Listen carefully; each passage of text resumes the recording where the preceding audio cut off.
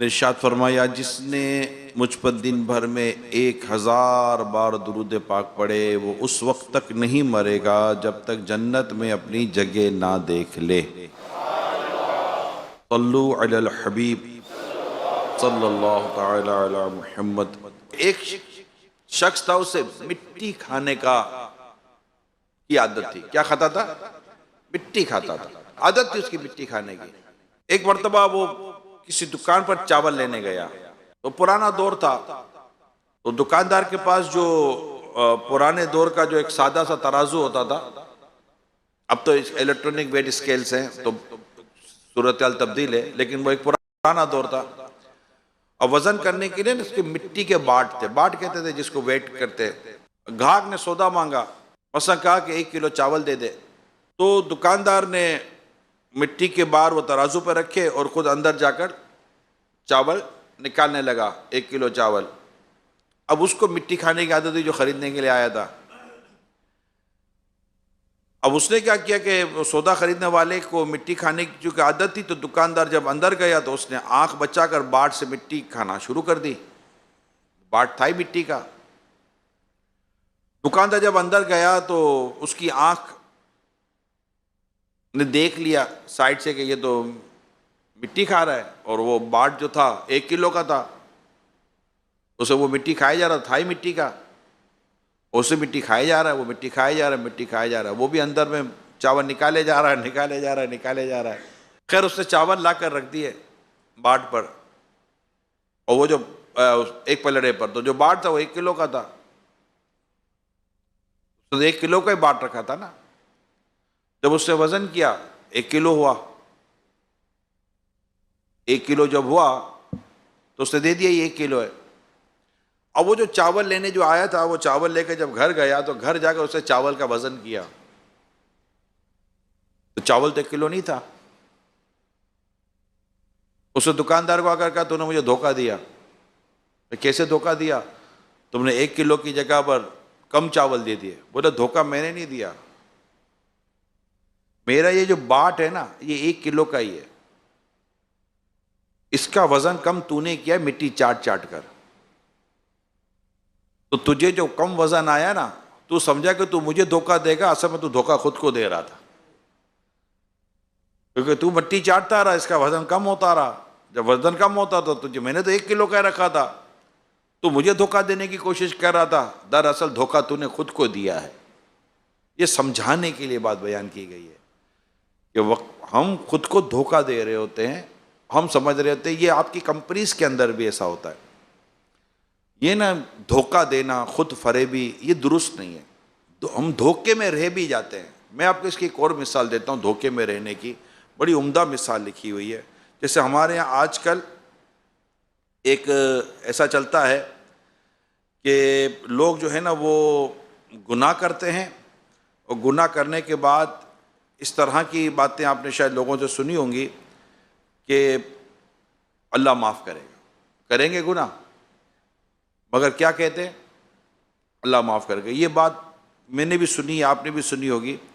یہ بھی اصل میں دیکھا جائے تو خود فریبی ہے، یہ خود کو دھوکہ دینا۔ میں آپ کو اس حدیث پاک سے بتاتا ہوں کہ یہ خود کو دھوکہ دینا اس میں کیا ہے، کہ اللہ پاک کے پیارے حبیب صلی اللہ علیہ وسلم نے فرمایا، یعنی بے وقوف ہے وہ شخص جو نفسانی خواہشات کی پیروی کے باوجود اللہ پاک سے تمنا رکھے۔ یعنی معلوم ہوا کہ وہ بندہ جو گناہ کبیرہ کرے، فرائض چھوڑے، واجبات ترک کرے، پھر اپنے گناہوں سے توبہ بھی نہ کرے اور اس کے ساتھ ساتھ جنت کی امید بھی لگائے رکھے، تو ایسا شخص بے وقوف ہے، یہ خود کو دھوکہ دے رہا ہے۔ یہ اتنا عام ہو چکا ہے، جو میں نے ابھی آپ سے بات بیان کی، اتنا عام ہو چکا ہے، اتنا عام ہو چکا ہے۔ یہ بھی خود فریبی، خود کو دھوکہ دینا ہے۔ سود کھائے گا، رشوت کھائے گا، دھوکے دے گا، مس کمنٹمنٹ کرے گا، مس ڈکلیریشن کرے گا، سود کمائے گا، سود کھائے گا، رشوت کھائے گا، دھوکے دے گا، کیا کچھ نہیں کرتا، نماز قضا کرے گا، رمضان کے فرض روزے قضا کرے گا بلا اجازت شرعی، زکوٰۃ فرض ہونے کے باوجود نہیں دے گا، دھوکہ دیتا ہے یار خود کو۔ ایک بعض لوگ خود کو دھوکہ دے رہے ہوتے ہیں۔ میں کسی موضوع میں آپ کو پراپر کلیئر کر کے بات نہیں کروں گا، تھوڑا سمجھانے کے لیے، تاکہ کسی طرف میرا وہ چلا نہ جائے، کہ جیسے مثال کے طور پر ایک شخص پر، ابھی جیسے رمضان شریف آ رہا ہے، لوگ عموماً تو رمضان میں زکوٰۃ دیتے ہیں نا، رجب شعبان رمضان لوگوں نے زکوٰۃ کا سال، حالانکہ زکوٰۃ سال پورا ہونے پر ہے، نہ کہ شعبان رمضان یا رجب میں ہے۔ سال پورا ہو گیا آپ کے مال کو، اگر وہ صاحب نصاب ہے تو اس پر زکوٰۃ فرض ہو گئی، چاہے وہ محرم میں ہو، شعبان میں ہو، یا رمضان میں ہو، یا ربیع الاول میں ہو، کسی بھی مہینے میں ہو سکتی ہے۔ یہ دیکھنا پڑے گا کہ میرا سال کب پورا ہوتا ہے۔ خیر، تو کسی نے بڑی زکوٰۃ دی، تو کہیں بات چلی ہوگی تو کسی نے کہا یار اتنی زکوٰۃ، بھائی مال تھا تو زکوٰۃ بنی، اللہ کا شکر ہے۔ تو کسی مشورہ دینے والے نے کیا مشورہ دیا، یہ میں آپ کو سمجھانا چاہ رہا ہوں۔ یار کچھ طریقہ نہ نکالیا، پیسے کسی اور کو دے دیتے، اس کو تھوڑی دیر کے لیے مالک بنا دو، تمہاری ملکیت سے نکل جاتا، بعد میں اسے لے لیتے۔ تو اگلا بولتے ہیں یار کیا بات کر رہا ہے، یہ کیا بات کر رہا ہے، میں دھوکہ دوں کس کو، میں کس کو دھوکہ دوں؟ یعنی میرے ملکیت کا مال ہے اور میرا رب جانتا ہے، اور میں نے اپنی ملکیت سے نکال کر کے کسی اور کے ملکیت میں کر دیا تاکہ میری ملک میں نہ آ رہا، تاکہ مجھ پہ زکوٰۃ فرض نہ ہو، اور وقت گزرنے کے بعد میں اسے مال واپس لے لوں گا پھر میری ملکیت میں۔ تو یہ جو میں جو کر رہا ہوں ٹرانزیکشن، یہ کس کو دھوکہ دے رہا ہوں؟ مجھ پر زکوٰۃ فرض کسی بندے نے تو کی نہیں ہے، مجھ پر میری زکوٰۃ فرض تو میرے رب نے کی ہے، اور یہ میں کر کیا رہا ہوں؟ یعنی یہ لٹرلی یہ ہوا ہے میرے، آئی وٹنس، وہ آئی وٹنس ہوں میں، کہ یار یہ دھوکہ کس کو دینے کی بات کی جا رہی ہے؟ اللہ پاک اور اس کے پیارے رسول صلی اللہ علیہ وسلم کو دھوکہ دیا ہی نہیں جا سکتا۔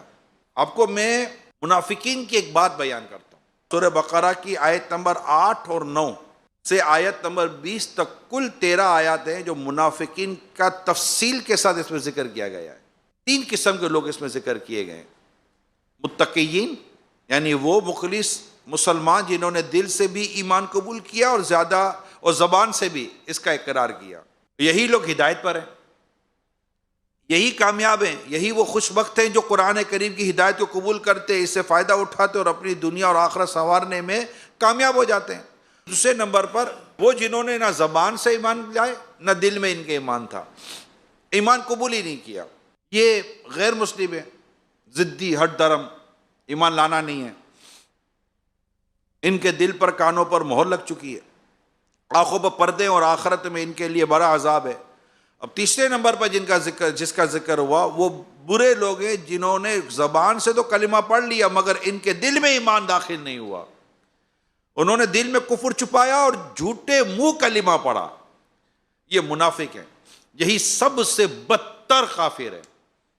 اب جو منافقین کا جو یہاں ذکر ہوا، جو میں نے بیان کیا آپ کو کہ میں ان کی بات بیان کرنے جا رہا ہوں، تو یہاں دیکھیے کہ اللہ پاک فرماتا ہے وَمِنَ النَّاسِ مَن يَقُولُ، اور کچھ لوگ کہتے ہیں، کمال کی بات ہے، سمجھیے گا، ان کا نام تک نہ لیا منافق، کچھ لوگ کہتے ہیں، ان کو کچھ لوگ کر دیا، یہاں منافقوں کو کچھ لوگ کہا گیا، مطلب یہ کہ منافق اس لائق ہی نہیں ہے کہ ان کا ذکر و خوبی، ان کا ذکر و وصف یا خوبی سے کیا جائے، یعنی ان کا ذکر کسی وصف یا خوبی سے کیا جائے، اس لائق ہی نہیں ہے، بس وہ کچھ بدبخت لوگ کہتے ہیں، بس وہ کچھ بدبخت لوگ کہتے ہیں، وَمِنَ النَّاسِ، وہ کچھ لوگ کہتے ہیں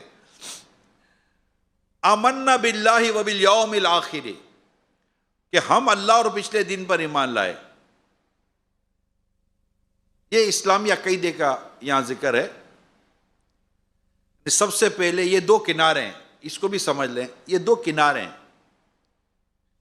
ہم اللہ اور پچھلے دن پر ایمان لائے، یہ 2 کنارے ہیں، اللہ پر ایمان لانا اور آخرت پر ایمان لانا۔ اب نبیوں پر، فرشتوں پر، کتابوں پر، اسلامی ضروری عقائد پر ایمان انہی 2 کے اندر شامل ہو جاتا ہے، ٹھیک ہے؟ یعنی منافقوں نے کہا ہم اللہ پر بھی ایمان لائے، اس کے رسولوں پر، کتابوں پر، غرض تمام اسلامی عقائد پر ایمان لائے، مگر اللہ فرماتا ہے وَمَا هُمْ بِمُؤْمِنِينَ، اور وہ ایمان والے نہیں۔ یعنی یہ منافق کہتے ہیں کہ ہم ایمان لائے، ہم پکے مسلمان ہیں، لیکن ان کا یہ اقرار، ان کا یہ ایمان صرف اور صرف زبان کی حد تک ہے، یہ بدبخت دل سے کلمہ نہیں پڑھتے۔ یہاں ذہن میں سوال یہ ابھر سکتا ہے کہ اگر انہوں نے ایمان قبول کرنا ہی نہیں تھا، دل سے کلمہ پڑھنا ہی نہیں تھا، تو زبان سے کہتے کیوں تھے؟ زبان سے کیوں کہتے تھے؟ اس کا بیان بھی اللہ فرما رہا ہے، فرماتا ہے یخادعون اللہ والذین آمنوا، یہ لوگ اللہ کو اور ایمان والوں کو فریب دینا چاہتے ہیں۔ کیا دینا چاہتے ہیں؟ دھوکہ دینا چاہتے ہیں۔ کس کو؟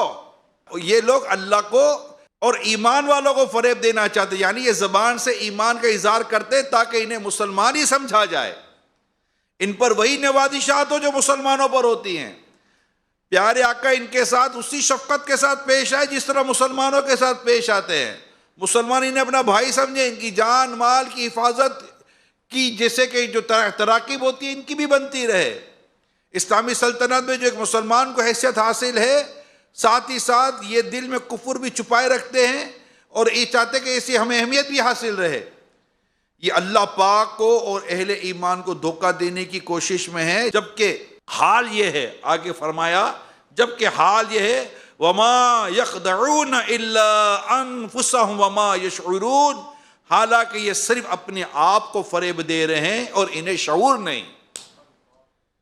یہ دھوکہ خود کو دے رہے ہیں، یہ فریب خود کو دے رہے ہیں، مگر انہیں شعور نہیں کہ اللہ پاک کو، اس کے پیارے حبیب کو بھلا کیسے دھوکہ دیا جا سکتا ہے۔ دھوکہ تو اس کو دیا جا سکتا ہے جس سے کوئی چھپا ہوا ہو۔ دھوکہ آپ کس کو دیں گے؟ جس سے کوئی چھپا ہوا ہو۔ اللہ پاک علام الغیوب، غیبوں کو جاننے والا، وہ سب چھپی باتیں جانتا ہے، دلوں کے حال سے بھی بخوبی واقف ہے۔ کائنات کی وسعتوں میں ایک ایک ذرہ بھی ایسا نہیں جو رب قدیر سے چھپ سکتا ہو، لہذا اللہ پاک کو ہرگز دھوکہ دیا ہی نہیں جا سکتا۔ ایسے ہی اللہ پاک کے پیارے حبیب صلی اللہ علیہ وسلم یہ اللہ پاک کے خلیفہ اعظم ہیں۔ رب قدیر نے اپنے حبیب کو ما کانا وما یکون، یعنی جو ہو چکا جو ہوگا سب کا علم عطا فرما دیا ہے، اور کوئی غیب کیا تم سے نہیں یہاں ہو بھلا، جب نہ خدا ہی چھپا تم پہ کروڑوں درود۔ آپ تو ابتدا ہی سے ہر ایک کی حقیقت اور ہر ایک کے انجام سے خبردار، یعنی باخبر ہیں، اور ایک وقت آیا آپ نے سب فرما دیا۔ جنتی جنت میں گئے، جہنمی جہنم میں گئے، اس تک کا بیان کر دیا۔ صحابہ کہتے ہیں جس سے یاد رکھا، جو اسے بھلا دیا، اور ہم میں اس کو بڑا مقام حاصل تھا جسے نبی پاک ان فرمانوں کو یاد رکھا تھا۔ سب بیان کر دیا، رسول اکرم صلی اللہ علیہ وسلم نام لے کر بیان کیا تھا۔ خیر، الغرض یہ پیارے اسلامی بھائیوں، ایسے پیارے آقا صلی اللہ علیہ وآلہ وسلم جو سب کی حقیقت اور سب کے انجام سے باخبر ہوں، انہیں بھلا کیسے دھوکہ دیا جا سکتا ہے؟ لہذا سچ یہی ہے کہ یہ منافق لوگ پانی پر دیوار بنانے میں مصروف تھے۔ یہ خود کو دھوکہ دینا، اس کو کہتے خود فریبی۔ پانی پر دیوار بنانے کی کوشش کی جاتی ہے، ناممکن کاموں کے پیچھے پڑا جاتا ہے۔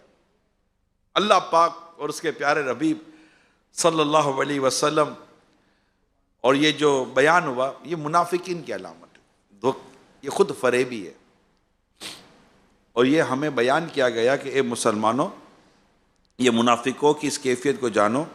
یعنی یہ دو آیات ہم نے جو سننے کی سعادت حاصل کی، جو میں نے آپ کو اس کا ترجمہ اور تفسیر کچھ بیان کی، ترجمہ کنز العرفان سے تھا، ان سے ہمیں سیکھنے کو تو بہت کچھ ملتا ہے، لیکن دو باتیں جو یہاں خاص طور پر اس آیت کریمہ کے تحت ہمارے سامنے آتی ہیں، ایک تو یہ کہ قول و فعل کے تضاد سے بچا جائے، یہ بھی منافقوں کی علامت ہے، دل میں کچھ اور، زبان پہ کچھ اور ہو، سیدھے ہو جائیں، ستھرے ہو جائیں، صاف ہو جائیں، پاک صاف ہو جائیں۔